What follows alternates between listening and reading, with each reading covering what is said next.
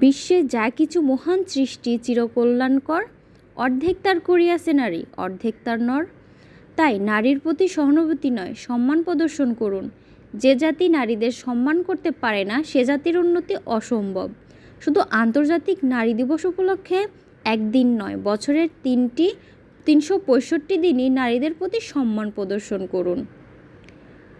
নারীর পরিচয়: তুমি নারী, তুমি মমতার ভাণ্ডারী, তুমি জননী, তুমি নারী। নারীর শাশ্বত রূপ আমরা আজীবন ধরেই দেখেছি। নারীও যে রুদ্ররূপ ধারণ করে অন্যায়ের প্রতিবাদ করতে জানে, নিজের দক্ষতা ও যোগ্যতা দিয়ে সমাজে সম্মানজনক অবস্থানে জায়গা করে নিতে পারে, এখন তা দেখছে বিশ্ববাসী। নারী আজ স্বয়ংসিদ্ধা। তারা এখন কারো উপর নির্ভরশীল নয়, উল্টে তাদের উপরে দাঁড়িয়ে আছে পরিবার। আবার কখনো তাদের উপরে নির্ভর করছে কোনো দেশের ভাগ্য বা কোম্পানির ভবিষ্যৎ।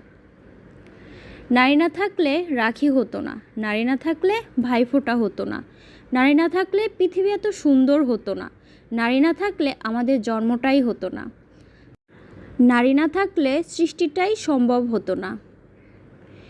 এভাবে বসতে নেই, ওভাবে চলতে নেই, এটা বলতে নেই, ওটা করতে নেই, ব্যাস অনেক হয়েছে। এভাবে আর মেয়েদের দমিয়ে রাখা যাবে না। দেয়ালে পিঠ ঠেকে গেলে তো বেড়ালও বাঘ হয়ে যায়। আর আমরা তো মানুষ, যুগ যুগ ধরে অত্যাচার সহ্য করে এবার আমরাও ঘুরে দাঁড়িয়েছি। তোমার ডানায় আগুন, দীর্ঘ হোক তোমার উড়ান। এই পৃথিবী সুষ্ঠুভাবে মেয়েরাও চালাতে পারে। যারা মেয়েদের পায়ের তলায় থেতলে দেয় তারা কেউ পুরুষ নয়, তারা মানুষও নয়। যে লক্ষ্মী আর সরস্বতীর মতো শান্ত, সে চণ্ডীর মতো আগুন হয়েও জ্বলতে পারে। ছেলেরা খালি মেয়েদের দোষ দেয়, অথচ বিপদে পড়লে কখনো মা, আবার কখনো স্ত্রীর আঁচলের তলায় লুকিয়ে পড়ে। ছেলের জন্ম দিতে না পারলে মেয়েদের নাকি দোষ হয়। তাই যদি হয়, তাহলে সেই মেরুদণ্ডহীন সমাজে আমি চাই না কোনো প্রাণের জন্ম দিতে, কারণ আমার কাছে ছেলে মেয়ে দুজনেই সমান। আজকের দুনিয়ায় এমন কোনো কাজ নেই যা মেয়েরা পারে না। আমি যদি আত্মরক্ষার জন্য ক্যারাটে শিখি, তাহলে তোমাকেও সহবত শিখতে হবে। 18তে পা দিলেই বিয়ের চিন্তা না করে বাবা মায়ের উচিত মেয়েদেরকে যোগ্য করে তোলা। তোমার শরীর নয়, যেদিন সবাই তোমার মন বুঝবে সেদিনই হবে যথার্থ নারী দিবস। বিকশিত হোক তোমাদের মন। নারী দিবস একদিনে পালন করা যায় না, সেটা সম্ভব নয়, কারণ সমুদ্রের জল একটা গ্লাসে রাখা যায় না। আগে নিজের বাড়িতে নিজের মা ও বোনকে একজন মানুষ হওয়ার সম্মান দিন, তারপরে বাইরে বেরিয়ে মেয়েদের দিকে তাকাবেন। আমরা জানি ম্যাজিক, সেটার সন্ধান চাইলে আমাদের সম্মান দিতে হবে।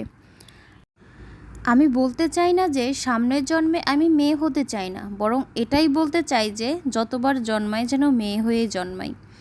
মেয়েরা যখন শক্তিরূপা হয়ে ওঠে, তখন পৃথিবীতে অনেক বড় পরিবর্তন আসে। এই পৃথিবী আমার বিষয়ে কি ভাবছে আমি জানি না, আমি ভাবছি আমি সেরা, আর সেটাই সত্যি। নারীবাদী হওয়া মানে মেয়েদের শক্তিশালী করা নয়, তারা এমনিতেই শক্তিশালী।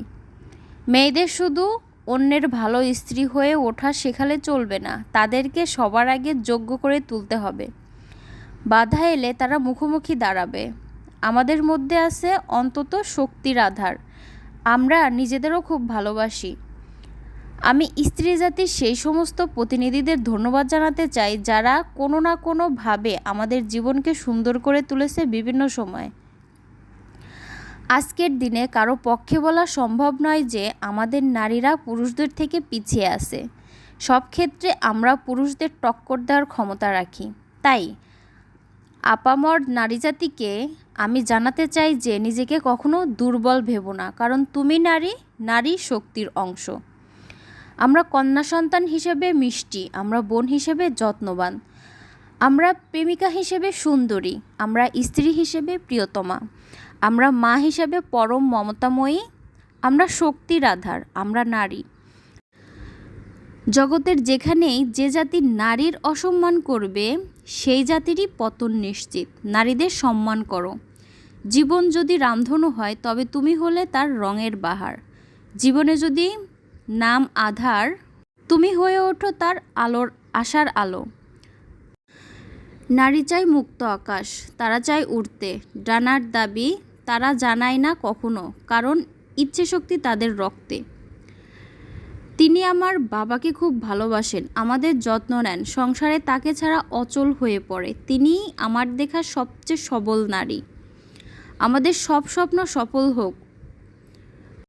আমার আজকের ভিডিওটি আপনাদের কাছে কেমন লাগলো তা কিন্তু অবশ্যই কমেন্টস করে জানাবেন। আর যদি খুব বেশি ভালো লেগে থাকে অবশ্যই একটি লাইক করবেন, কারণ আপনার একটি লাইক ভিডিওটি অন্যদের কাছে পৌঁছাতে সাহায্য করবে।